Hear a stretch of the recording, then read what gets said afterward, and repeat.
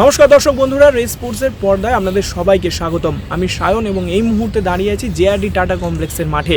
এই মাঠেই কিন্তু নিজেদের দ্বিতীয় অ্যাওয়ে ম্যাচ খেলবে মোহনবাগান, প্রতিপক্ষ অবশ্যই জামশেদপুর।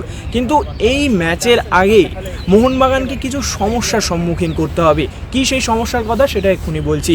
এখন ঘড়ির কাঁটায় যদি দেখি, আপনাদের ঘড়ি দেখায় তখন বাজে 4টে, এবং এই 4টে বাজলেও যে ধরনের টেম্পারেচার এখানে, এই আবহাওয়াতে কিন্তু মোহনবাগান দল এখনও পর্যন্ত একটাও ম্যাচ খেলেনি। এবং এটাও মাথায় রাখতে হবে, মোহনবাগান দল কিন্তু এই বছরের প্রথম বিকেল 5টার সময় ম্যাচ খেলছে। তো সেটা স্বাভাবিকই একটা টেম্পারেচারের একটা ফ্যাক্টর কাজ করবে, কারণ যে ধরনের হিউমিডিটি বা যেই ধরনের গরম আবহাওয়া, সেটা কিন্তু মোহনবাগানকে ফেস করতে হবে এবং এটা মোহনবাগানের কাছে একটা চ্যালেঞ্জ হতে পারে। কারণ এর আগে যতগুলো ম্যাচ খেলা হয়েছে সেখানে কিন্তু 7:30টার সময়, বলা যেতে পারে তথাকথিত প্রাইম টাইমে খেলেছে মোহনবাগান।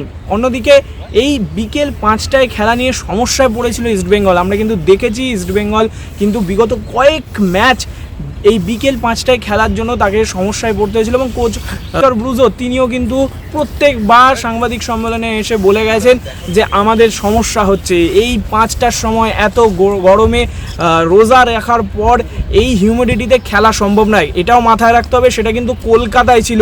জামশেদপুরের চিত্রটা কিন্তু আরও ভয়ঙ্কর, আরও তাপমাত্রা বেশি, আরও আবহাওয়া গরম। তো সেখানে কি ধরনের ফুটবল খেলবে মোহনবাগান বা কি ধরনের ট্যাকটিক্যাল ডিসিশন নেবে সার্জিও লোবেরা, সেটা কিন্তু দেখার বিষয় থাকবে। কারণ তিনি কিন্তু অস্কার ব্রুজোর মতো কমপ্লেন করলেন না, তিনি কিন্তু বললেন সমস্যা আছে, সমাধান এখান থেকেই খুঁজে বার করতে হবে। আমি এখানে কোনো রকম সমস্যার কথা বলে কোনো এক্সকিউজ দেব না।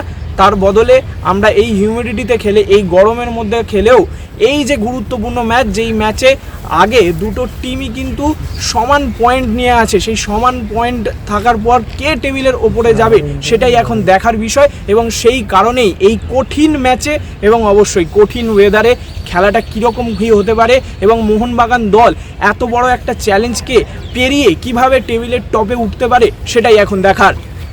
জেআরডি টাটা কমপ্লেক্স থেকে ক্যামেরায় শুভম মণ্ডলের সাথে আমি সায়ন, রেস স্পোর্টস।